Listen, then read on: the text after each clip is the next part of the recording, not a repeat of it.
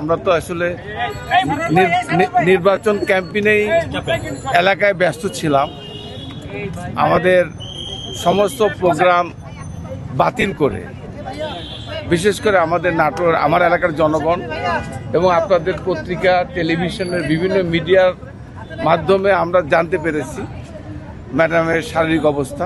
এই কারণে বিশেষ করে এলাকার মানুষের চাপেই বলতে পারেন আমরা আমাদের এলাকায় তার জন্য দোয়া, মাহফিল, কোরআন খানিতে শুরু করে সব কিছু করছিলাম। এই গতকালকে যখন শুনলাম যে খারাপ অবস্থা, এই জন্য আমি সমস্ত প্রোগ্রাম বাতিল করে ঢাকায় এভার কেয়ার হাসপাতালে ম্যাডামকে দেখার জন্য এসেছি। যেহেতু আমরা সবাই দুশ্চিন্তাগ্রস্ত, আমরা যেটুকু দেখলাম ওনাকে মানে কি বলবো, খারাপও বলা যাবে না, আবার ভালোও বলা যাবে না। পরিস্থিতিটা ভালোও বলা যাবে না, আবার খারাপও বলা যাবে না। তা আমরা আশা করছি যে আমরা আশা করি যে আশাবাদী মানুষ, আশা করি উনি প্রতি সুস্থ হয়ে, কারণ আমরা বিশ্বাস করি এই মুহূর্তে বাংলাদেশের ঐক্যের প্রতীক হচ্ছে বেগম খালেদা জিয়া।